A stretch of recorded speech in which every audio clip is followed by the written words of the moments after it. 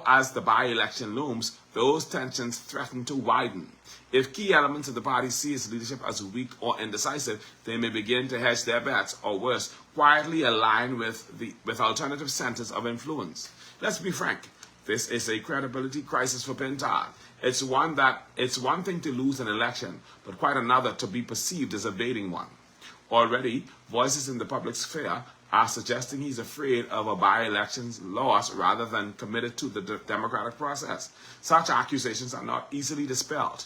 The optics are harsh, and the risk to his credibility is significant. But Pintard is putting all his chips on a gamble.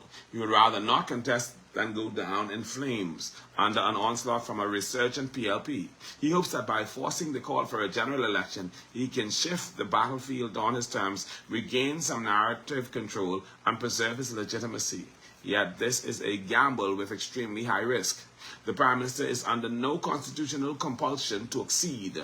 The governing party may refuse to bend, and if Pintard overplays his hand or is perceived as grandstanding, he could lose more than a by-election. He could lose the faith of the country. More importantly, his actions could significantly impact the FNM's chances in the upcoming general election, potentially leading to a loss of power. There is also the matter of obligation. The residents of Golden Isles are entitled to representation. Denying them a by-election or practically stalling the process with procedural delays raises democratic questions. Voters might see such stalling as cynicism, as subverting their voice for political expediency. If Pintard is not careful, public sympathy could tilt against him and, by extension, the FNM. This could further damage the party's fragile image, making winning the upcoming general election even more challenging. In short, Pintard finds himself between a rock and a hard place. In trying to avoid a damaging by-election loss, he risks the charge of cowardice. In contesting it, he risks a humiliating defeat that could unseat him as an ineffective leader.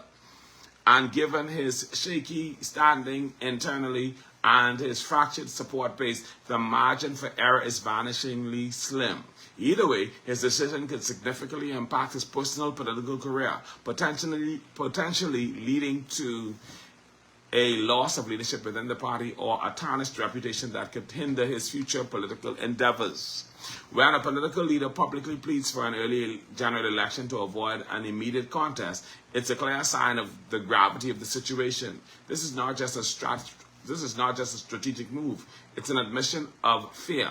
Whether Pintard can recover from this moment and whether the FNM will stand by him instead of seeking a new leader remains to be seen. But the fallout from this moment could shape his leadership and the party's trajectory into 2026. The question now, will Pintard step up, take the hit, fight in Golden Isles, and risk everything, or will he remain cautious, retreating to the sidelines and letting the PLP claim momentum?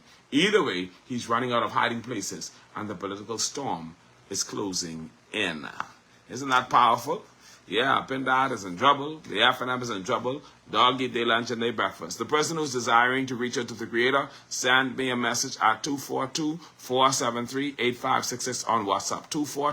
242-473-8566 on WhatsApp, or send me a message on TikTok, and I will respond to the message. All right?